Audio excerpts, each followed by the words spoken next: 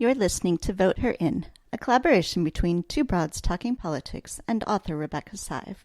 On today's episode, we're speaking with Carolyn Bourdeaux, the Democratic nominee in the Georgia 7th District, the district CNN calls the most likely to flip red to blue in 2020.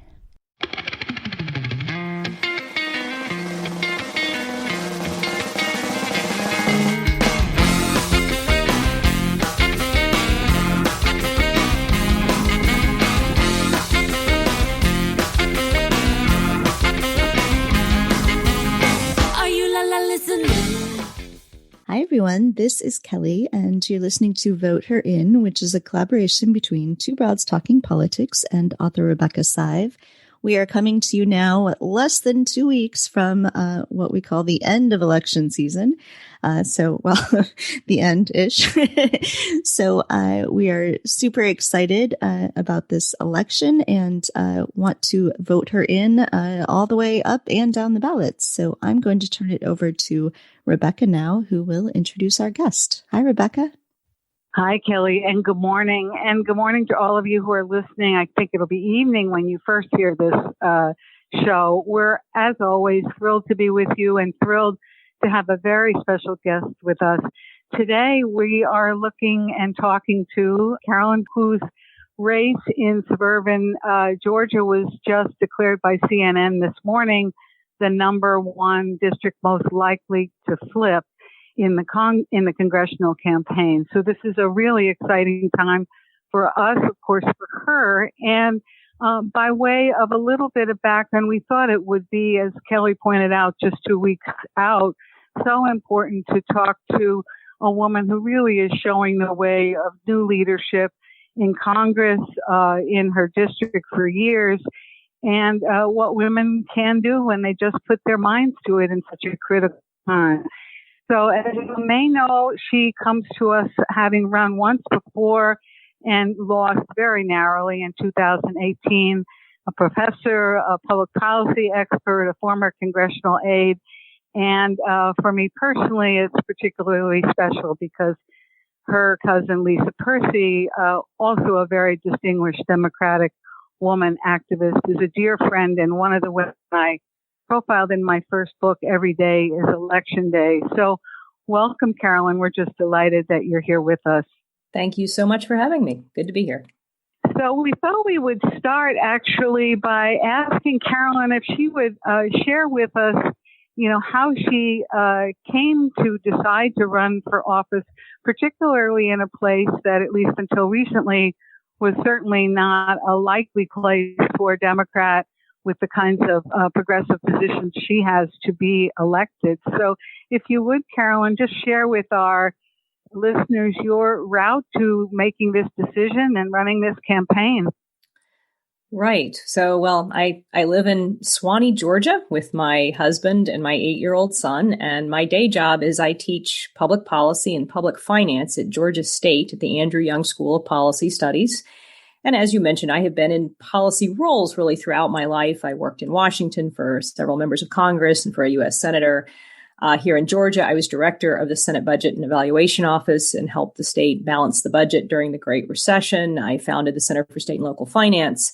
So I've really spent my life in the policy world, but not necessarily in the political world.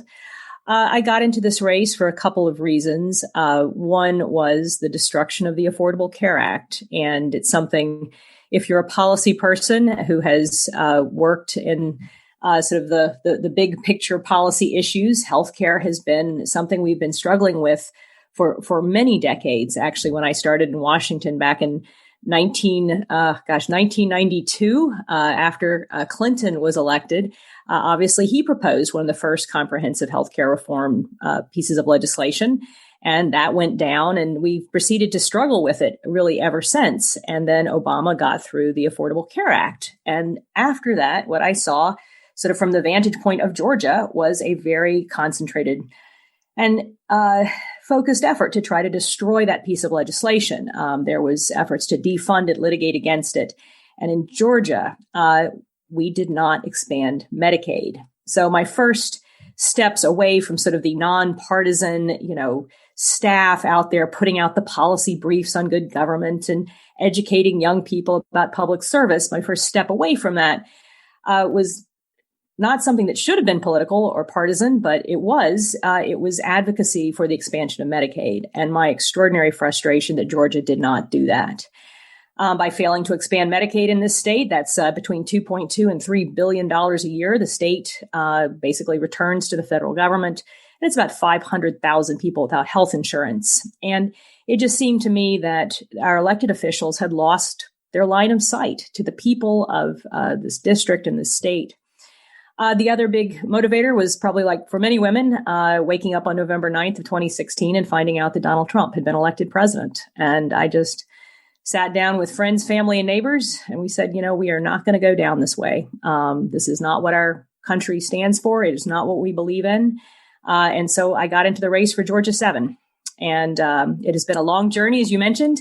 It's been 3 years, but we have seen some of the highest growth in new Democratic voter turnout in the country in this district as we have campaigned across the diverse communities here and just, let people know that they have all options and alternatives. It does not have to be this way. You obviously have a terrific professional background to bring to Congress, but you also have personal experiences that help shape you and what you would advocate for. You talk in your bio about this time when your father quit his job as a professor and started a business selling paper animal hats, which sounds fascinating. But then the business went under during the recession. So you have experience with bankruptcy. You also, of course, are a mom of a school-age kid. And we know that there are just not that many moms of school-age kids in Congress. So can you talk a little bit about your personal experiences and how those help drive the policy and legislative priorities that you would focus on in Congress? So, yeah, a real pivotal moment in the life of my family was the hat business, as we refer to it. My father was a professor of education, so he taught teachers how to teach, and was really passionately committed to education. But there was this period where he burned out, and he decided to leave his tenured job at Hollins College and go into business for himself, selling these beautiful silk-screened paper animal hats. And my mother was an artist, also a teacher, but an artist, and she designed them. And he just fell in love with them and decided he just needed to do something different. He wanted to bring joy into the world. And so we do 54 craft shows a year. And every weekend, the vans would roll out from our driveway, and I would go stand out on the streets and I would hawk these paper animal hats. And it was sort of this really quirky thing. And I was getting ready to go to college. And like a lot of young folks, I wrote a sample essay for a college application. And mine was how you sell a paper animal hat in the rain. And everybody thought, oh, this is really creative and funny. And young people from my community, never really thought about going out of the South or out of state to school. Someone had handed me an application to Yale University, and I was a good student, but it was not really part of my worldview. But I was like, okay, oh heck, I'll give it a try. So I filled out that application and I slapped on that essay, which was about 5 pages over the limit, and I sent it in and I got in. And it was this wonderful thing for my family and my community that here was this local girl made good. And I really do, while I was a good student, I worked very hard in school, to get into schools like the Ivy League schools, it often takes some kind of creative twist, right, to get you in. And I always attributed my acceptance to the hat story. And so you never know where things like, a hat business is going to take you. So I went to Yale. It was wonderful. I got to meet amazing people. But while I was there, we hit the recession of the early 90s and the hat business went under and my family lost everything, including our house. And there was obviously some question about whether I'd be able to continue at this wonderful institution. But I went on a Pell Grant and Perkins loans and Stafford loans, and people in the community chipped in to help me make it. And I, of course, worked very long hours, and I made it through. And when I graduated, the student loan officer sat me down and said, young lady, you have a tremendous amount of debt. You need to get a job right away. So I definitely have a special place in my heart for young people who struggle with student debt as they're trying to make their way in the world. But my father sat me down and said, Carolyn, I don't want you to ever forget that this country invested in you. It gave you this world-class education. And with that comes a responsibility to give it back to your community. And that's really formed sort of, you have these little conversations in life, these little turning points that are these sort of jewels strung together across the course of your life. And that was one of these real turning points where I was like, okay, that's what my life is about. I'm about public service. And so I ended up going into public service. And, of course, my parents were teachers as well. And so just have really had this family with a very deep commitment to public service, to social justice, to reform and trying to, work within your community to strengthen it and make it better. I am a mother, of course, of an 8-year-old, and, I'm deeply concerned about his future, as I think many of us are right now. What are we leaving for our children? What kind of democracy? Are we going to address climate change? Are we going to address some of the very important conversations that need to be had in our community about racial justice as well? You talked about your life of public service, and we're, of course, glad that you made that decision. When I was preparing for this interview, I was looking at a recent ad of yours, I think it was, which said, I won't give up, I won't back down. And if I had a mantra also, that would be it for me too. But in that context, you also have the chance as a professor, of course, to teach a lot of students about not only being courageous and strong, but about how to be successful in the public sphere. And of course, here we're particularly interested in women leaders. I'm wondering whether you could share with us, if it's the case, what you stress to your women students versus your male students, what you find they want to hear and learn from you as they think about their own careers in public service.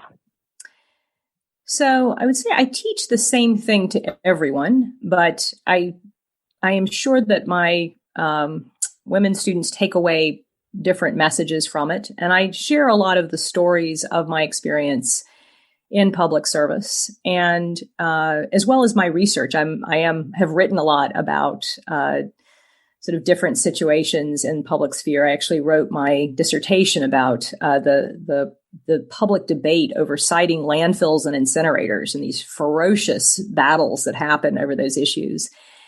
And certainly one thing I point out to everybody is the real importance of persistence over time when you are advocating for change, and that what we think of today is often inevitable, was not inevitable. And I'm sure you know that as well, having looked at policy and politics yourself in the public space. It really takes a tremendous amount of work to make change many times. Every once in a while, it happens sort of magically.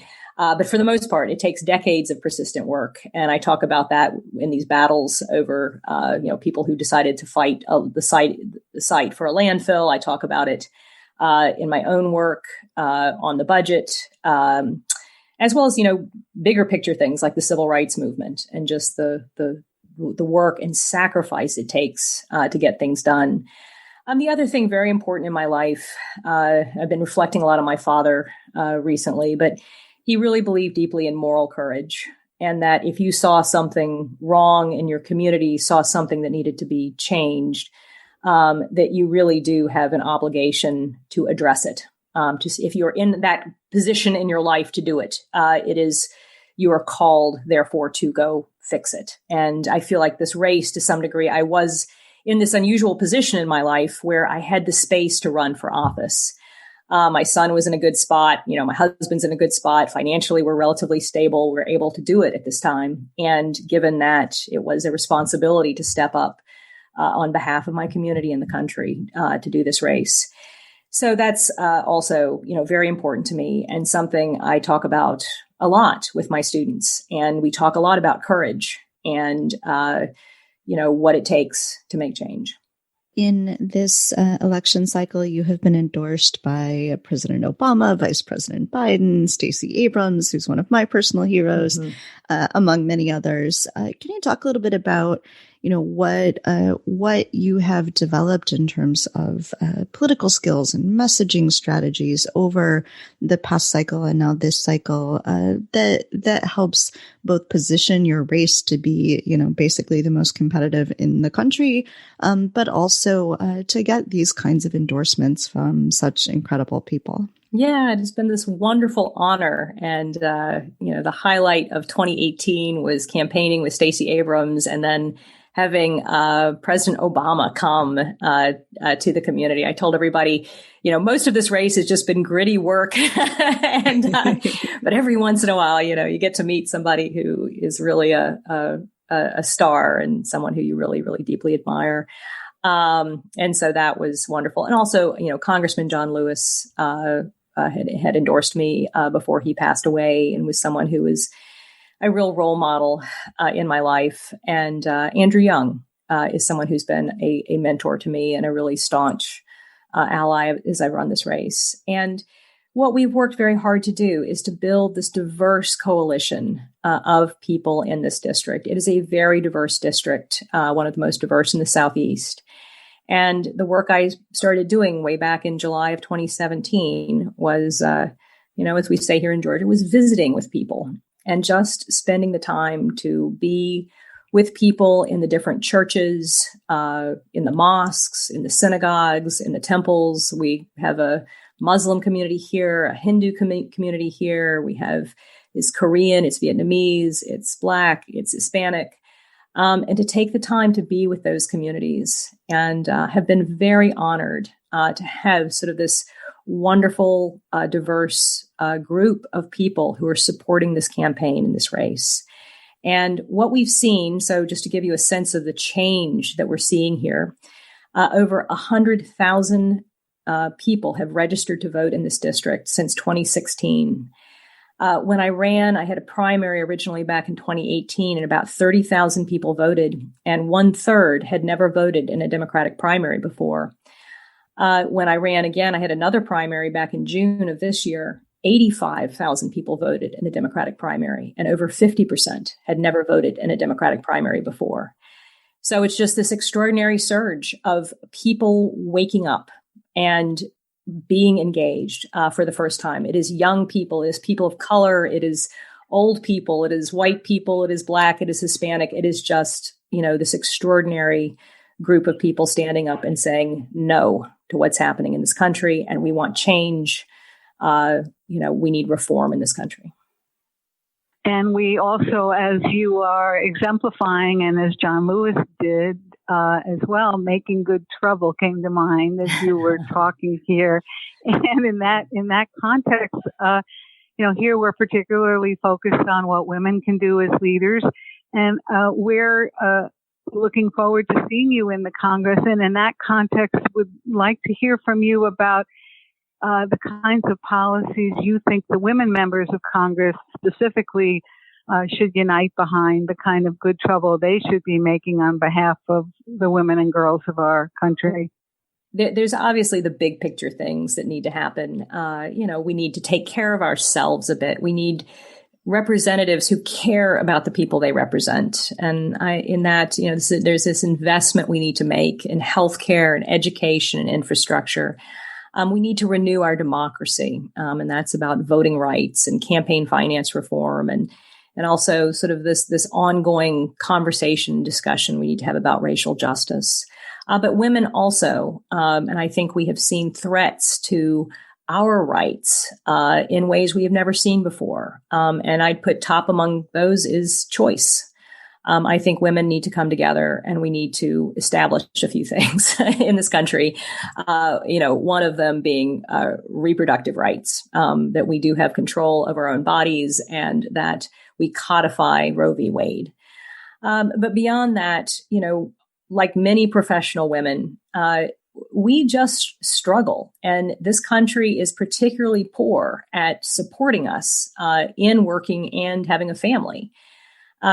We don't have paid family medical leave, and that's a pretty straightforward policy that some states have already adopted that we can put forward for women. We need quality childcare. I love the story that Elizabeth Warren tells about how the only reason she was able to get through law school was because she had a compliant child and a bag of M&Ms. Right. And she had to potty train her daughter, I believe. And I think every working woman in the country is like, I know that moment where you're just, your child is, you're just trying to get to work while you're taking care of your child. And it's just, it's such a tough situation so many times. Having universal pre-K, is an obvious first step in that respect. Equal pay for equal work. There are just some baseline reforms that I am sure and I hope we can all get together and get through in the next Congress. So as we close this episode, maybe you could just share any other thoughts you have about sort of this moment in history. It's almost cliche at this point to say this is the most important election of our lifetimes, but it absolutely is. Yeah. and how women can come together. Despite the wave of women that came into Congress in 2018, they still make up less than a quarter of the House of Representatives. Yep. Something like 60% of the House is still white men. So what can we continue to do? Continue to push forward to come together as an ongoing force to make sure that we do get a healthier, a safer, and a more just America. Well, I've been enormously encouraged by the next generation coming along. We had, this political moment is in many ways powered by women. I do have some wonderful men involved as well, but, by far the volunteers, who are showing up and just powering this moment are women from very diverse backgrounds who are pushing forward this change that we're seeing in this district and in Georgia. And we just need to keep that moving. We have an extraordinary slate of women who are running at the state, House, and Senate level here in Georgia. From very diverse backgrounds, Hispanic, Korean, Chinese, Black, Jamaican American. I mean, just amazing group and very, very talented. And building that, continuing to build on that. We had the Black Lives Matter protests here, and it was just these high school students, again, many of them women, not all, but certainly a good chunk, and just stepping up and saying, we want everybody to meet at the town center at this time. And thousands of people would show up from diverse backgrounds. And it was down home, but it was just this wonderful moment where the community came together. And I have great hope for the next generation. A lot of this change is being driven by the young folks in this country as well. So everybody get out there and vote. And we have to put our foot on the gas. This election is just the beginning of the change we need in this country.